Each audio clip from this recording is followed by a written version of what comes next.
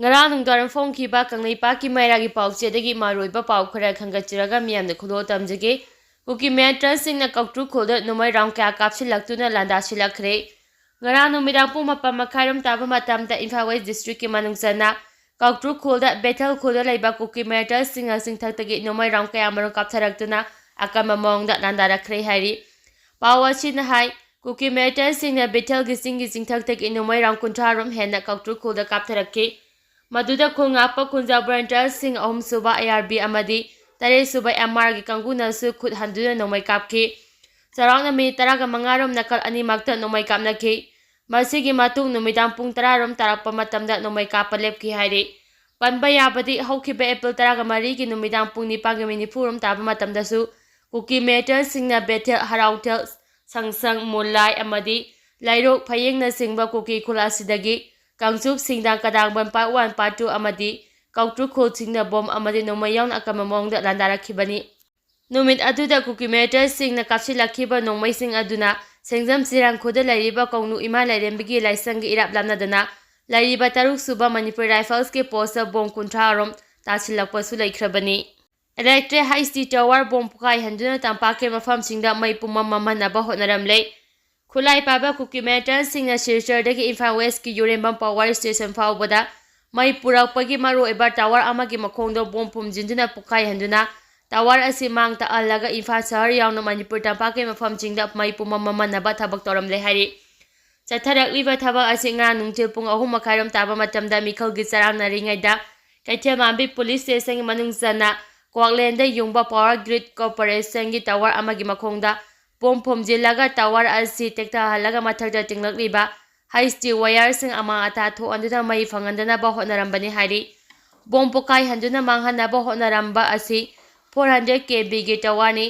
Assam gi Silchar romdagi IC wire mathang tinglaktuna Manipur gi Yurembam Power House fabo yongna puraklibani bom pokai handuna electric tower thugaina ba hotnaramba aduga mai lejana Kaithel Mambi PS na case ama lakhotuna thogdo aduda chenava sing phagatnaba thabak paikhatpa haukhre hari Kuki militant singna bom phumduna electric tower adu puba amang ata thoanaba hotnaba adu mai pakhidre bom pukhaiba aduda akai atoi khara thokhraba electric tower adu makhatana semjin sajinbagi thabak khudata chathabadagi mai puchilakpada akpanba mata leitre hari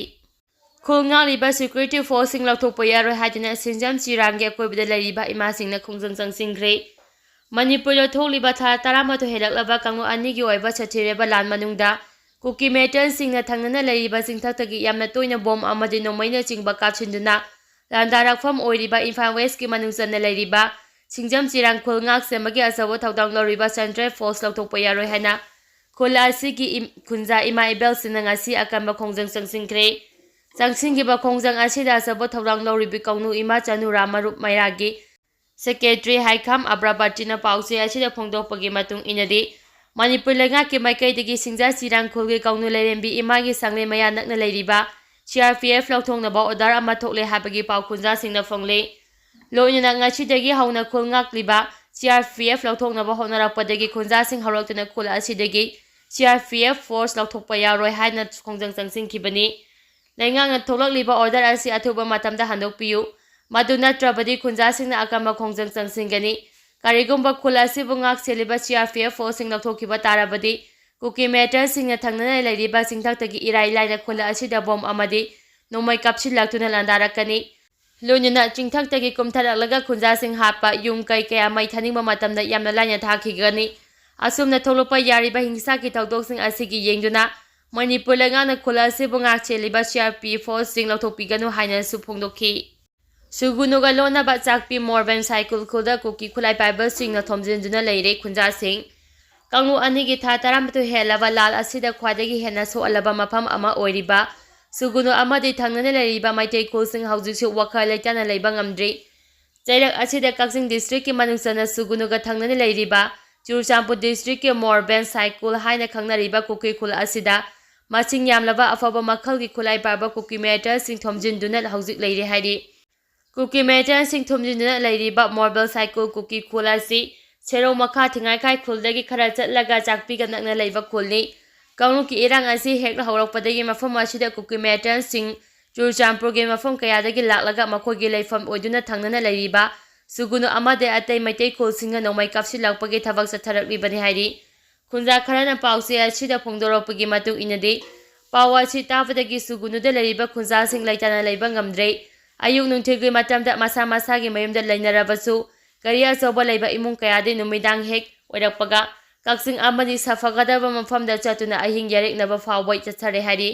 ꯆꯩꯔꯛ ꯑꯁꯤꯗ ꯁꯨꯒꯨꯅꯨ ꯀꯦꯟꯗ꯭ꯔꯒꯤ ꯃꯅꯨꯡ ꯆꯟꯅ ꯇꯥꯡꯖꯩ ꯈꯨꯜ ꯉꯥꯛꯂꯤꯕ BSF, ꯁꯨꯒꯨꯅꯨ ꯈꯨꯟꯖꯥꯎ ꯑꯃꯗꯤ ꯁꯦꯔꯧ ꯈꯨꯜꯁꯤꯡ ꯉꯥꯛ ꯁꯦꯟꯕꯒꯤ ꯊꯕꯛ ꯇꯧꯔꯤꯕ CRPFꯀꯤ ꯀꯥꯡꯕꯨ ꯂꯧꯊꯣꯛꯄ ꯍꯧꯔꯦ꯫ ꯃꯁꯤꯅ ꯈꯨꯟꯖꯥꯁꯤꯡ ꯉꯥꯛꯄꯤ ꯁꯦꯟꯕꯤꯅꯕ ꯂꯩꯇꯕꯗꯒꯤ ꯑꯆꯧꯕ ꯃꯤꯄꯥꯏꯕ ꯑꯃꯁꯨ ꯄꯣꯛꯇꯨꯅ ꯇꯨꯝꯐꯝ ꯆꯥꯐꯝ ꯈꯪꯗ꯭ꯔꯦ꯫ ꯃꯗꯨꯅ ꯃꯅꯤꯄꯨꯔ ꯂꯩꯉꯥꯛꯀꯤ ꯃꯥꯏꯀꯩꯗꯒꯤ ꯍꯥꯟꯅꯗꯒꯤ ꯈꯨꯜ ꯉꯥꯛꯄꯒꯤ ꯊꯕꯛ ꯇꯧꯔꯛꯂꯤꯕ BSF ꯑꯃꯗꯤ CRPFꯁꯤꯡ ꯃꯈꯥ ꯇꯥꯅ ꯊꯝꯕꯤꯗꯨꯅ ꯉꯥꯛ ꯁꯦꯟꯕꯒꯤ ꯊꯕꯛ ꯂꯧꯈꯠꯄꯤꯌꯨ ꯍꯥꯏꯔꯤ꯫ ꯃꯃꯥ ꯂꯩꯕꯥꯛ ꯀꯟꯕꯗ ꯑꯆꯧꯕ ꯊꯧꯗꯥꯡ ꯂꯧꯔꯤꯕ ꯃꯤꯑꯣꯏꯁꯤꯡꯅ ꯚꯣꯠꯇ ꯈꯨꯠ ꯊꯤꯡꯖꯤꯜꯂꯛꯄ ꯄꯥꯝꯗꯦ꯫ ꯃꯦꯗꯥ ꯀꯨꯀꯤ ꯂꯥꯛꯀꯗ꯭ꯔꯥ ꯆꯤꯡꯅꯔꯝꯕ ꯑꯗꯨ ꯑꯩꯈꯣꯏ ꯃꯁꯦꯜ ꯃꯔꯛꯇ ꯑꯣꯏꯅ ꯑꯀꯤꯕ ꯂꯩꯔꯦ꯫ ꯊꯣꯡꯖꯨ ACꯒꯤ ꯄꯣꯂꯤꯡ ꯁ꯭ꯇꯦꯁꯟ 6/3 ꯀ꯭ꯌꯥꯝꯒꯩ ꯍꯩꯕꯣꯡ ꯍꯥꯏ ꯁ꯭ꯀꯨꯜꯒꯤ ꯄꯣꯂꯤꯡ ꯁ꯭ꯇꯦꯁꯟꯒꯤ INCꯒꯤ ꯑꯦꯖꯦꯟꯠ ꯑꯣꯏꯔꯤꯕ ꯑꯣꯏꯅꯥꯝ ꯁꯥꯟꯇꯕꯨ ꯇꯝꯊꯤꯅ ꯐꯨꯔꯝꯂꯤꯕ ꯑꯗꯨ ꯑꯔꯥꯝꯕꯥꯏ ꯇꯤꯡꯒꯣꯟ ꯑꯣꯏꯒꯅꯤ ꯍꯥꯏꯅ ꯆꯤꯡꯅꯕ ꯂꯩ ꯍꯥꯏꯅ ꯑꯣꯏꯅꯥꯝ ꯁꯥꯟꯇꯒꯤ ꯃꯆꯥꯅꯨꯄꯤ ꯈꯣꯏꯔꯦꯝ ꯃꯦꯗꯥꯅ ꯐꯣꯡꯗꯣꯛꯈ꯭ꯔꯦ꯫ ꯋꯥꯐꯝ ꯑꯁꯤ ꯉꯁꯤ ꯀꯩꯁꯥꯝꯊꯣꯡꯗ ꯂꯩꯕ INCꯒꯤ ꯃꯤꯔꯦꯞ ꯕꯤꯃꯣ ꯑꯀꯣꯏꯖꯦꯡꯒꯤ ꯌꯨꯝꯗ ꯄꯥꯡꯊꯣꯛꯈꯤꯕ ꯄꯥꯎꯒꯤ ꯃꯤꯐꯝ ꯑꯃꯗ ꯃꯦꯗꯥꯅ ꯐꯣꯡꯗꯣꯛꯈꯤꯕꯅꯤ꯫ ꯃꯍꯥꯛꯅ ꯃꯈꯥ ꯇꯥꯅ ꯍꯥꯏ, ꯃꯃꯥ ꯂꯩꯕꯥꯛ ꯀꯟꯕꯗ ꯑꯆꯧꯕ ꯊꯧꯗꯥꯡ ꯂꯧꯔꯤꯕ ꯃꯤꯑꯣꯏꯁꯤꯡꯅ ꯚꯣꯠꯇ ꯈꯨꯠ ꯊꯤꯡꯖꯤꯜꯂꯛꯄ ꯑꯁꯤ ꯄꯥꯝꯗꯦ꯫ ꯃꯤꯌꯥꯝꯅ ꯀꯨꯀꯤ ꯂꯥꯛꯀꯗ꯭ꯔꯥ ꯆꯤꯡꯅꯔꯝꯕ ꯑꯗꯨ ꯉꯁꯤꯗꯤ ꯑꯩꯈꯣꯏ ꯃꯁꯦꯜꯒꯤ ꯃꯔꯛꯇ ꯑꯀꯤꯕ ꯂꯩꯔꯦ꯫ ꯑꯁꯤꯒꯨꯝꯕ ꯊꯧꯗꯣꯛ ꯑꯁꯤ ꯃꯇꯨꯡꯗ ꯑꯃꯨꯛ ꯍꯟꯅ ꯇꯧꯕꯤꯒꯅꯨ ꯍꯥꯏꯅ ꯐꯣꯡꯗꯣꯛꯈꯤ꯫ ꯄꯥꯎꯒꯤ ꯃꯤꯐꯝ ꯑꯗꯨꯒ ꯃꯔꯤ ꯂꯩꯅꯅ ꯌꯨꯝꯅꯥꯝ ꯁꯥꯟꯇꯅ ꯐꯣꯡꯗꯣꯛꯈꯤꯕꯗ ꯉꯔꯥꯡ ꯀꯩꯔꯥꯎ ꯑꯦꯁꯦꯝꯕ꯭ꯂꯤ ꯀꯟꯁꯇꯤꯇ꯭ꯌꯨꯑꯦꯟꯁꯤꯒꯤ ꯀ꯭ꯌꯥꯝꯒꯩ ꯍꯩꯕꯣꯡ ꯃꯈꯣꯡꯗ ꯍꯥꯡꯕ ꯄꯣꯂꯤꯡ ꯁ꯭ꯇꯦꯁꯟ ꯅꯝꯕꯔ 6/3ꯗ INCꯒꯤ ꯑꯦꯖꯦꯟꯠ ꯑꯃ ꯑꯣꯏꯅ ꯂꯩꯖꯕꯅꯤ꯫